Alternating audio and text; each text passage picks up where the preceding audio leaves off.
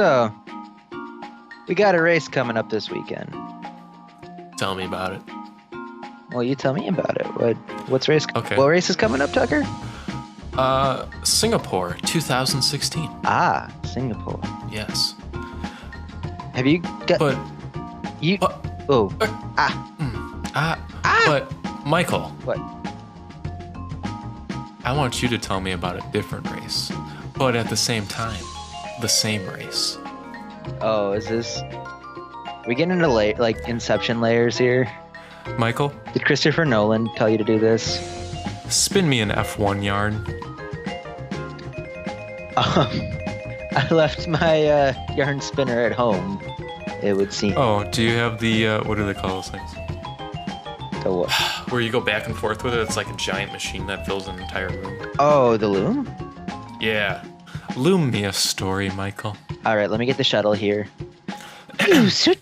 Okay, so Tucker, I'm going to assume you haven't had a chance to go back to any of the previous Singapore races. Hell no. So definitely not. You definitely haven't seen Singapore 2015.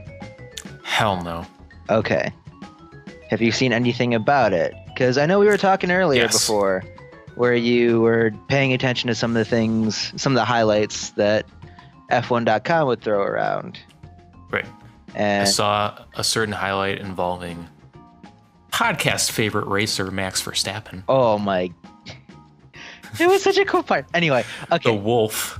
The whole Okay. wolf. He is a piece of work. If you remember from our last podcast, one of the things we were talking about, How many abs do you think he has? I like I bet it's more than 6. 22 maybe.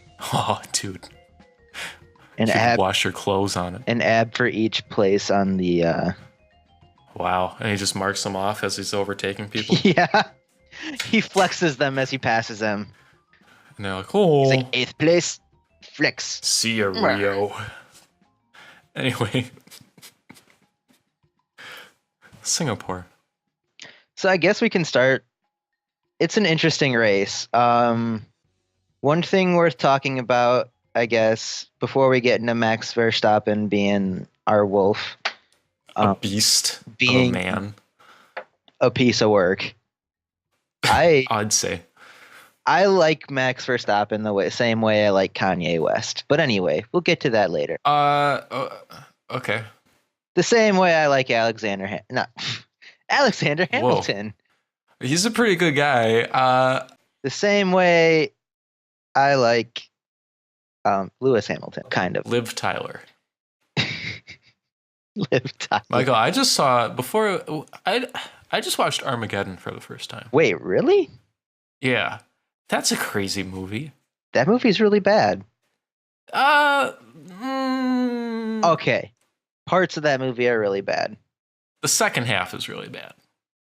But what about the part where Steve Buscemi rides the nuke?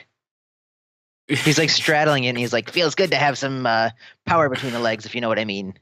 Or something. Or the part where he just gets on the minigun and he's like, oh, I could shoot. And then he just starts shooting at everybody. And it's like, oh, this is... And then Liv Tyler just kind of stares at the camera sadly Yeah. for hours at a time. And she's like tackling people in this room while the fate of the world is at stake. And she's like tackling the general in charge of the nukes. And just like going... Anyway, Bruce Willis is an amazing actor is the point. You know what I mean? I don't know if Name you're a being bad Bruce Willis movie. Armageddon. Any Die Hard that isn't the first 3? No. Never mind. Die Hard 5. Okay. I would say Die Hard 4 as well. I can get through Die Hard 4. I enjoy parts Oh, of sure. Die Hard 4 a lot. Is that the one with the guy from Dodgeball? Yeah, in the Yeah, part where he drives the car into a helicopter. Sure. And Is then that the one where they're on the freeway and the jet is like... and he has the one-on-one fight doing with the stuff. F-35, and it's like, Yeah, I don't know. and he shoots the bad guy through himself. The first Die Hard is not an unrealistic movie. Well, okay, it is, but I don't know. Let's. he makes balls with his fists or his toes and he walks on. No, he knows what a TV dinner feels like. Yeah. I mean, it's movie realistic. Yeah, it's in a not as sense. off the wall as Yeah. Part 4. He's like an everyday kind of guy. He's just a little in over his head. Right. He's relatable in a sense. Anyway, Singapore 2015. Okay, so I think worth talking about, and this applies to the race coming up this weekend, Singapore 2016. It's the only night track, I believe. Yes. The only track raced entirely at night. Okay, so you've got Singapore here, and it's like Okay. so Singapore itself. I don't know what you know about Singapore. It's one of these big new age global cities developing in Southeast Asia and such and such. Moral of the story there is that it's got a hell of a nice skyline. It's where Blade Runner is going to take place when we get to the time period where Blade Runner took place. Potentially. Basically, what I'm trying to do here is talk about the scenery here, because it's like an incredibly like gorgeous track to look at. Okay. So you've got this longer track winding through the streets of Singapore, and it's entirely lit up. Word. You've got these cars going by, and while they're going by, there's lights whizzing past them from the buildings in the distance. It's a hell of a thing to look at. The next part to talk about with Singapore is that this track is like, I guess this race is the longest race of the year. Okay. Or it's one of them. In terms of laps or time or? Yes. Okay. Like, at least if it goes like it did last year. I haven't read up if there are any changes, really. I haven't really had a chance to. But there's about 60-something laps, and it's a fairly long track. Like, they were talking about, because of a bunch of incidents that happened that we'll get to, Singapore 2015, they were saying wasn't going to be finished within the laps. They were going to run out of time for it. That's awesome. Anyway, so some things to talk about here. For starters, it blew my mind that this was a race that Mercedes wasn't winning. They didn't even get top 3. What? They didn't even break into the top 3. Yeah. And it was still a Mercedes season. Who, Hamilton. Well, no, who was on the cover of F1 2015? Was it Hamilton? Hamilton? I think it was Hamilton. I assume it was Hamilton. I feel like it's a very safe assumption. Yeah. He's a pretty boy. He's a pretty good. Yeah, it was Hamilton. It was. Yeah. No Grosjean last year. It's true. Ricardo's on there. Nice. That's all I really need in for life. I like Ricardo a lot. Anyway. Yeah. Okay. So Mercedes, like, it blew my mind that this wasn't like a Mercedes guaranteed win, and I think that's one thing that they're talking about going into Singapore 2016 is Mercedes won't come out and say it's going to be our win. Like, they will refuse to say something like that, even though they're the favorites going in. They're like, we fucked up last time, guys. We're not going to go in cocky about this. If there's any track that we were going to lose on, it's this one. And I feel like a lot of the coverage is actually leaning that way too. But also Ricardo is, I guess, the favorite, like one of the local favorites, because I don't know why they just like Ricardo in Singapore, I guess. Sure. Must be his. It's a party town. It's his Australian charm, I think. Oui. And we'll get to Verstappen in a second, but another thing worth talking about that was kind of cool, or interesting. There's this thing, I guess, where a bunch of cars kept accidentally going into neutral. That's awesome. I know about this. Because of like the train or something, right? No, that's what they were saying. That, like, that's the conspiracy theory about it, is that the train running under the track through all these cars, including Hamilton's car, into neutral. Neutral. Hamilton had to bow out of the race because that's awesome. Something had gone wrong with his car to the point that he couldn't keep going. And like the same happened to a couple other drivers, and Verstappen in the beginning, his car straight up stalled. He couldn't get it going. So they were talking about how it's like, oh, this train that's going under it, that was the reason. I can see it. Or I mean, those cars have to be extremely finicky with all that electromagnetic which interference stuff. yeah, and I don't know much about the cars too, but it's worth noting that like this is a big endurance track. It's also worth noting that Singapore is very, very, very hot and very, very humid. And I don't know if that'll play out in the cars at all. Is that something you think could affect them? I feel like it probably would. The drivers lose a lot of water weight, I know. Oh, yeah, that's definitely, yeah. Which is crazy. I think Grosjean said he lost like 9 pounds during that race or something stupid. It's insane. That's terrifying. Yeah. So that's other things to consider going into Singapore is that it's going to be physically draining. They're just gonna sit in their little soup buckets driving around, just like sloshing on all the corners. So I'll probably be really pissed off at each other. Actually, yeah, there was Verstappen. We'll talk about Verstappen. Okay. I feel like the Wolf. Before we get to that, something that I thought was really funny is the people on the Sky News team. Because I watched a stream of Sky's coverage. Okay. And I like them way more than NBC, partially because they got Crofty. Well, yeah, and there's a guy who was just like they were talking about the race here, and he's like, "I don't mean to preach from my grassy knoll, but I think something fishy's going on there with the train going under it, or something like that." Hey, what? They just kept like a grassy knoll, a grassy knoll. For those of you who don't know what a grassy knoll is. That's true. Imagine a knoll. Okay. Now imagine it grassy. Okay. Now imagine it somehow tied to the assassination of a U.S. president. Okay. Jet fuel doesn't melt steel beams. They didn't. But like they kept like talking about how it was this conspiracy theory, like the train going under was disabling cars and stuff, and it's like I can't say for certain, but like.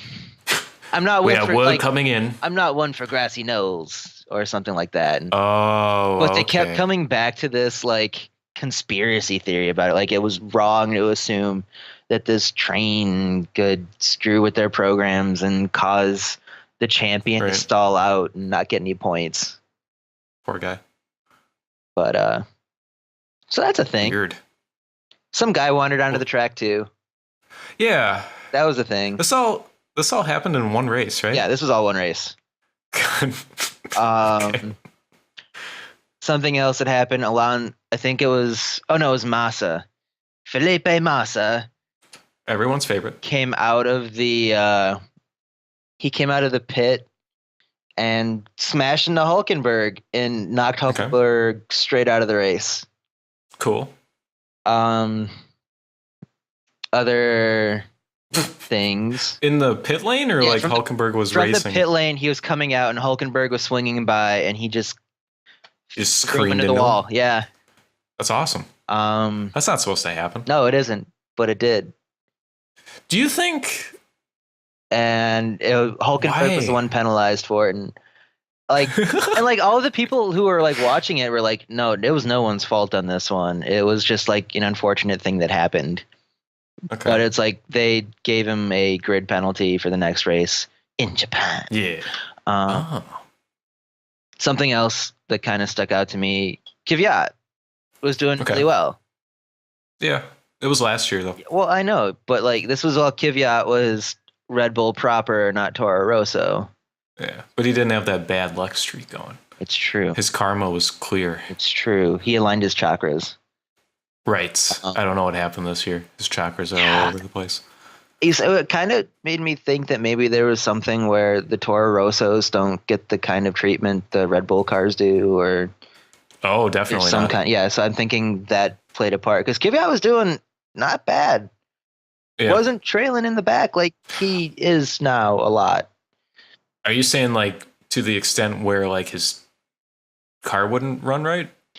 No, I'm just saying like Kvyat, he was doing really well, and it just kind of surprised me that this guy who I find synonymous with not a bad driver, but like, 17th, 16th, 15th, there's Kvyat doing Kvyat things, and he was up in the points for a huge chunk of Singapore last year, and it was like weird to me that.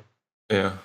Well, this year, if memory serves right, he was doing really well until he had like one bad race, and then they're like, okay, we're switching him. And then he got put on Toro Rosso, and then he's just had a terrible year since then. Yeah. So I don't know what happened. Well, because they wanted to bring in Max the Wolf Verstappen. Mix. Which I guess this is a good time to talk about. Max Verstappen. The Wolf. Okay. Rawr. So imagine you're Max Verstappen. Oh my God. Think of this is the best. All the bitches you'd be getting. I'm 18 feet tall. Oh, all 22 of your abs are pulsating with like perfect amount of glistening sweat. Just enough to shine as the sun reflects off of it. Yes. I provide energy for 3 small countries. This is a great fantasy, Michael. Thank you for sharing this with me. But what does it have to do with F1? So, okay. So Max Verstappen, he's on the grid. The race is about to start. I'm on the grid. Okay. They do the countdown. It's lights out at Singapore 2015. Everyone's like, it's lights out to 2015, and Vettel's got the first place, and Ricciardo's coming in for second. Is he going to pass him? No. Vettel's holding him off.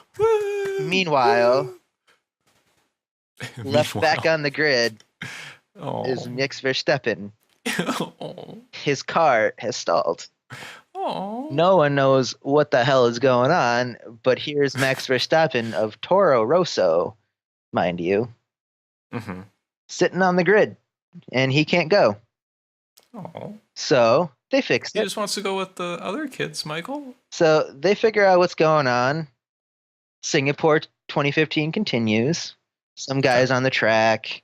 The British announcers are freaking out about like, I never would have expected this. Like, it's absurd that some drunk guy would ever want to hop the fence at an F1 race. Right. Like, that hasn't happened before, which I guess that happened a couple times that season. Dangerous. It is. For both Vettel and for the guy. For everyone. Talking about, actually, yeah. No, that could have been a really big bad thing. Don't do that, people. Yes. For all of you young people out there who are thinking, hey, I should go to a Formula One race, I would say do it. For all you young people who think, hey, I should go to a Formula One race, run out to the track and snag some selfies with the passing cars, don't. Don't do that. They're going 200-something miles an hour. If they clip you, you're dead. If they clip you, they might be dead. They crash. Car behind it crashes. So on and so forth. Then the game slows down. You got to restart the race. Yeah, you got to do the rewind. I hate the rewind. The rewind ruined racing games, but that's a conversation for another podcast. So Max is on the grid. So Max gets back into the race. Okay. He's going. He's cutting around people left and right. Yeah. By the end of the race, he's sitting there. I think it might have been 8th. Okay. Let's see if I can find an actual. It's where he finished. I heard the radio. Oh my God. The radio was like, good job, Mix. But before it was good job, Mix, it was other things. Oh, okay. Bad job, Mix. Like, no, it was let me tell you what. Okay. So Max is sitting here.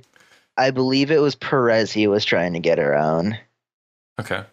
Okay, I've got the actual thing up. Okay, he was in 8th, and it was Bottas. Okay. So he's sitting here behind Bottas. Okay.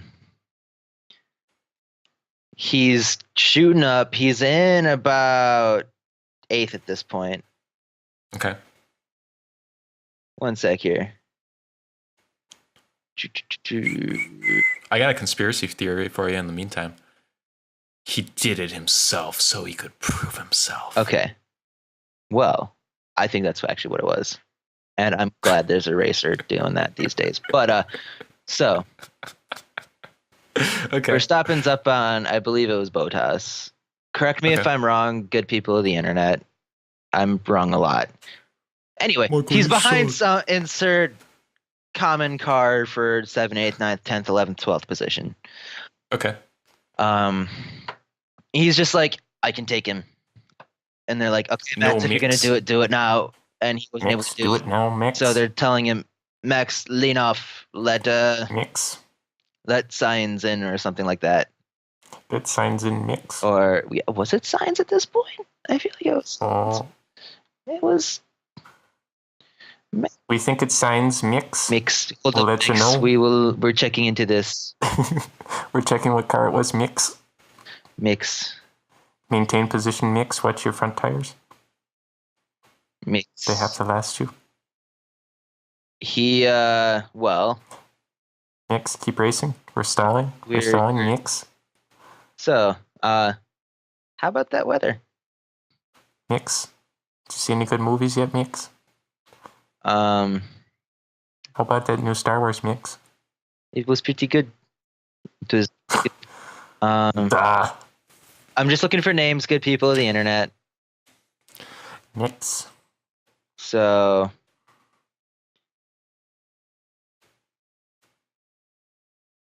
Mix. okay. So actually he was on the tail of Perez. Got this now. Okay, that's where we were. Okay. So he was on the tail of Perez with Sainz behind him. Sainz is his teammate Toro Rosso. Perez is Force India. At this point, Max has carved through most of the race, and his tires are worn. So we can get to tire strategy here in a second. I think. I don't know. Actually, I didn't get a chance to read up on it as much as I'm sure, assuming you did, hopefully. I did some reading. Okay. So he's carving up behind Perez here, and he wants to pass. Okay. So he can't catch him. He's having a hard time catching Perez. You have to catch him. So while he's trying to catch Perez, he's missing.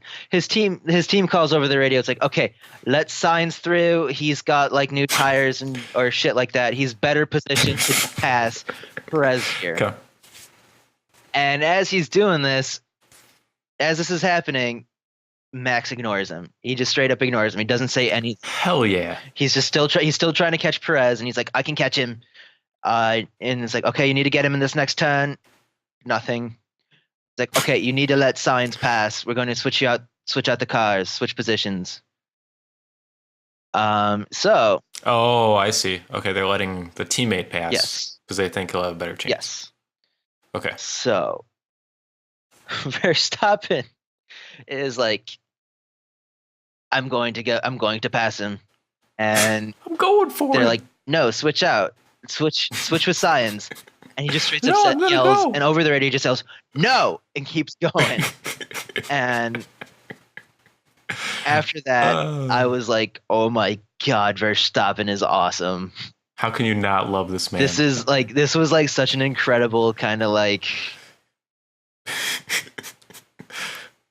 or like not cool at all. Oh no, it's totally a dig. If I was Science or the Red Bull team, or like his crew, anyone with a stake in this race beyond Max Verstappen winning, I would have been pissed. I mean, his team was giving him those instructions for a reason. Yeah, because they wanted points, and they felt Sainz was in a better position to get more points. But Max was like, "That's ridiculous." No, I'm going to keep going, and this is my Max. Crikey, Governor Max Verstappen, suddenly Australian.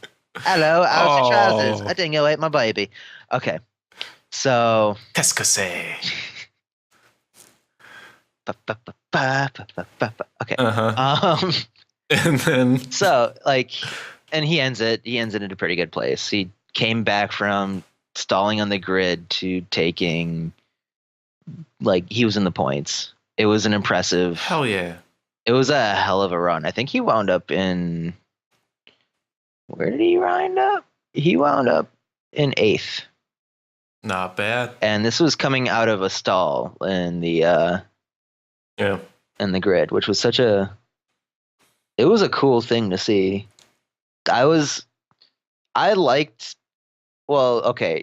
People who were at the other podcast or listened to it, that you guys know that I take issue with Verstappen being risky, maybe. The wolf.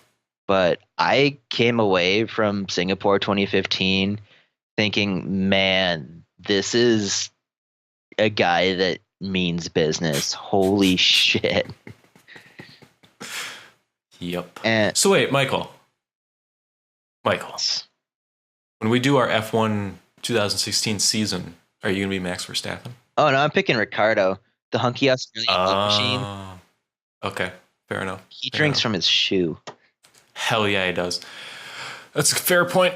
I think he, like, in an interview, he came out and talked about it, and they're like, why do you keep drinking from your shoe? And he's like, he said something like, oh, the cool wine in my shoe sweat tastes good. Oh. And that was it. Okay. But it was a headline. My response would have been, screw you, I'm a race car driver. Yeah. You're just a piddly little journalist with your little notebook. And then I would have sped off in my F1 car. Done a donut. But it's sick. It was... Anyway, I like Ricardo a lot. He seems like such a quirky, like, happy guy. Like, he sincerely seems like he loves being up there, and it's like, I respect the hell out of that attitude. Yeah, everybody else is so emo about it. Like, yeah, or they're awkward about it, or like, yeah, like Hamilton gets up there and he's pissed he's not first. He's all pouty. Rosberg gets up there and he's Rosberging. Sounds delicious. Making people sing the White Stripes, and Vettel's up there and they're all yelling in Italian at people. Yeah. One thing I learned from Singapore actually was when they do the national anthems at the end, they do the national anthem of the winner, and then they do the national anthem of the team that won the most points. Oh. I didn't realize that until I saw a shot of everyone singing a bunch of Ferrari drivers singing what I can only presume to be the Italian national anthem. So. Okay. Gotcha. I learned that. So now I know. And now I'm assuming the people of this podcast, the people who are listening, know now too. And I found out. Yeah. Yeah. And that was learning with Michael. The more you know. Ding. So anyway, I'm really stoked about Singapore. It was a cool race to watch last time, and we're about to jump back in. Ow! In 3 days. Yes. That's sneaking up on me. But I'm excited. It's a cool. Here's my question. Yes. Do you think so? There's a lot of money in F1, right? The Rolex signs on every corner tells me yes. Sure. So if I'm they drink wine out of bottles at the end while classical music plays in the background. Fair enough. I'm assuming there's money involved. Linkin Park was there, for God's sake. That's true. Tucker. Linkin Park was there. That won't hold up in court, Michael. There's precedent. So if I'm like a driver on the level of, say, Rio Haryanto. Okay.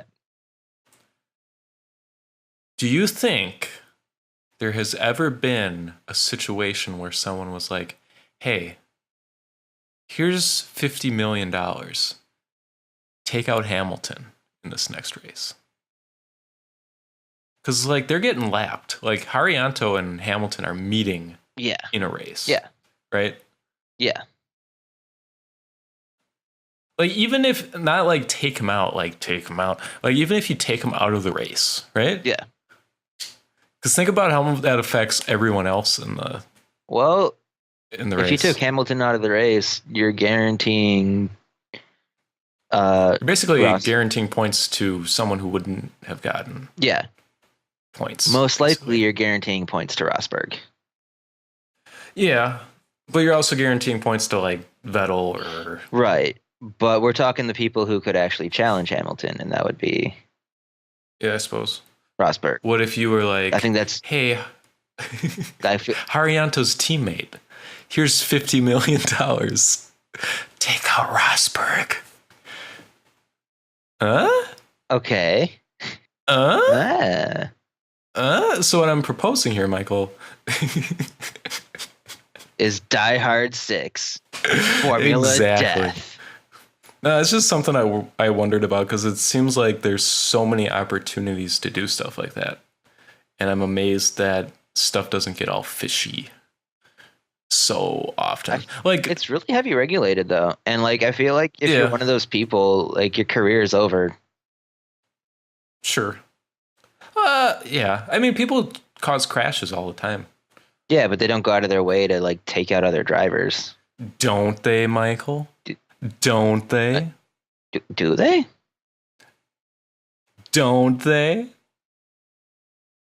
Michael, I was reading a thing about past Singapore races, and somebody in I think 2010 had crashed purposefully to cause a safety car. I think to help their teammate. Really? If I'm remembering that correctly. Yeah, because it gave them better like pit placement or something. So they didn't understand why he had crashed during the race, but then after the race they figured it out and he got like super heavily penalized for it. Really? It makes you think. That's Yeah. That's the kind of stuff I love. That's like that next level F1. That's what I'm here for. after Kamui Kobayashi crashed in lap 31. Oh, I think he's the one who died. What? So, No, he's still alive. Okay. An F1 driver had passed away recently. I thought that was him. Nope, he's still kicking. Somebody ended up in a coma. I don't think it was because of Singapore, though. Anyway, go on. No, I'm just saying. It says Oh, that was yes. a deployment of the safety car. I'm not sure what was going on. Oh, outside Schumacher. Mm-hmm. Anyway,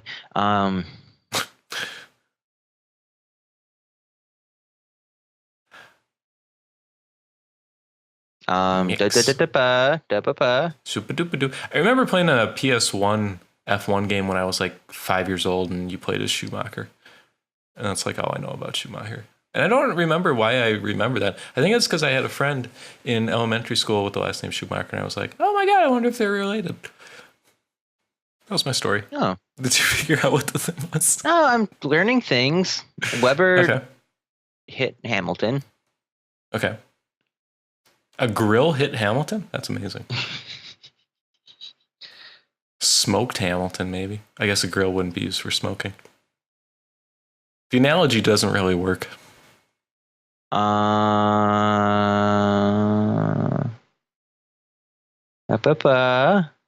Here's 5 F1 drivers who have cool names. Roman Grosjean, Max Verstappen, Nico Hulkenberg. Nico Hulkenberg. Nico Hulkenberg. That's a pretty cool name. That's it. I got nothing. I don't know. I think Okay. Raikkonen's a cool name. Okay. It is a cool name. It sounds like it would be like the word for like thunderstorm or something. Yeah.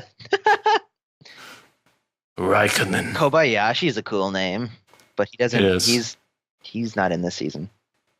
He was 2014 and 2010 to 2012. That gap year. Oh, 2009 to 2012. I apologize. It's so weird that like, I don't know, it's weird coming into the sport with all this like history built onto it. Yeah. And just kind of like jumping in and be like, oh, Lewis Hamilton and Nico Rosberg. But like, I don't know. I wish I had a better grasp of like Schumacher and all those eras. Yeah. I guess Schumacher was one of the golden eras. Yeah, he was like huge. He was like definitely the Hamilton of. I bet that's insulting to like fans who really like Schumacher. Like, it's nothing like Hamilton. God. Yeah. Or Senna. You know what I'm saying? Yeah. Kind of, actually. Have you seen Senna? It's supposed to be a fantastic movie. Oh, I haven't, no. Okay. Anyway, okay. So, Tire strategy. tires. Okay. Let's make this short and sweet. Okay.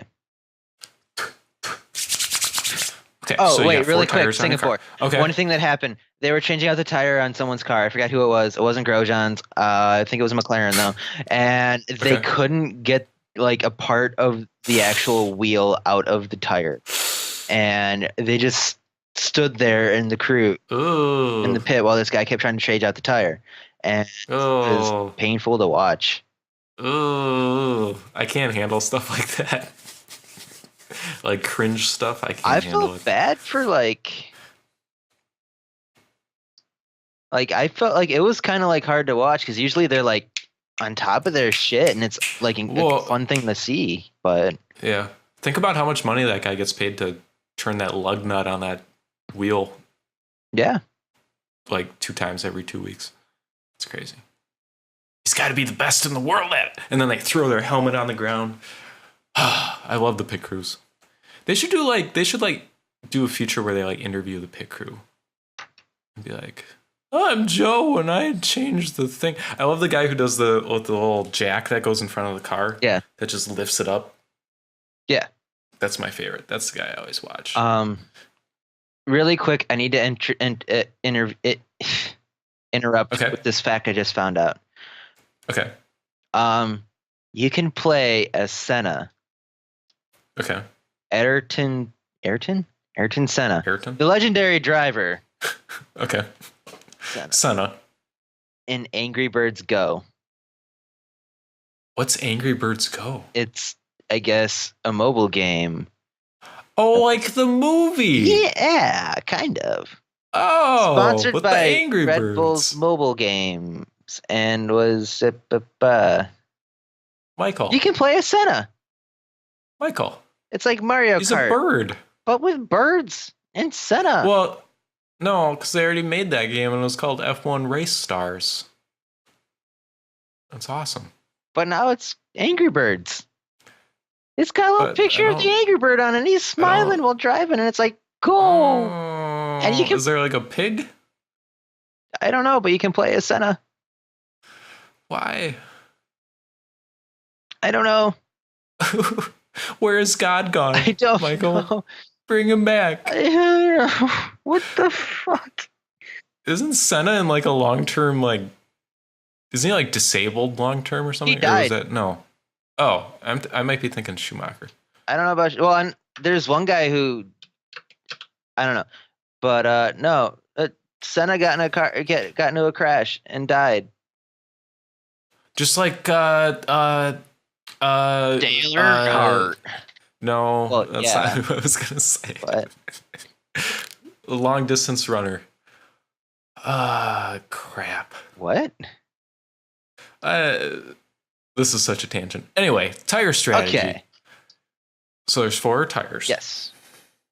Okay. Wait. Well, there's wets, super soft, medium. Ultra soft. Super duper soft. Charms Ultra. Remember? Yep. I don't know. Tire strategy, there's so much to talk about, but I think the main gist of it is basically it has to do with how many times they are pitting during a race and which tires they are putting on when they pit. And the instances that stand out to me are the ones where they go against traditional pit strategy. Like, it was either the last race or the race before. He pitted extremely late in the race. But they put on really fast tires and he got the fastest lap. Right. So it wasn't gonna help his position at all, but it helped him get fastest lap in the race, which is cool. Yeah. But usually you would only pit like you're either doing like I guess depending on the race, you're either doing like a 1-stop, a 2-stop, or a 3-stop pit strategy. And the idea is to use those to make sure that when the other guy pits, you're in a position to overtake him. Okay. And then keep him there. Right. Because you want to be in front, because that's advantageous in a race. Of course. Natch. The person who finishes first wins the race, Michael. Right. And if you ain't first, you're last. Rubbing is racing. And you can tell what tire is on by the stripe on it. Right. which never, ever, ever happens for me when I'm watching a race. But I guess somebody might get something out of that. Right. Well, I mean, what is it? It's that wets are blue, mediums are You see red. a lot of yellow. Yellow, Yeah. I think yellow is soft and orange is super soft, or I'm mixing those two up. I think medium is white. I thought medium was red. I think red is like super soft. You don't see a lot of white. Okay. I think white might be medium. Okay, there's 5 types of color. There's actually 5. Okay. Hit me. There's ultra soft, purple, super soft, red, soft, yellow, medium, white, and hard orange. Hard. I don't think I've seen any hard. I've never heard anyone use hard. Yeah, that would be like, I don't want to pit during this race, I guess. But those are only the dry weather ones. There's also wets. Yeah. But you do have to pit. You have to change tires. You do? That's like during a race. Okay. I believe so. I think that's a rule. Which makes sense, I guess. Yeah. I think they want. Well, I mean, because you don't want to like have your drivers like decide not to pit, push their cars too hard, and get into a crazy accident during the end of the race when everything's gone to shit already. And I think it's actually the opposite. Really? I think they want to cause commotion, turmoil. Right. I mean, but at the same note, I don't think they like. I think it works both ways. I don't think they want to have like people pushing it too much to where they rub their tires dry because they chose not to go into the pit and then proceed to cause an accident that could harm both them, the cars behind them, the track, the cars. Crofty. Yeah.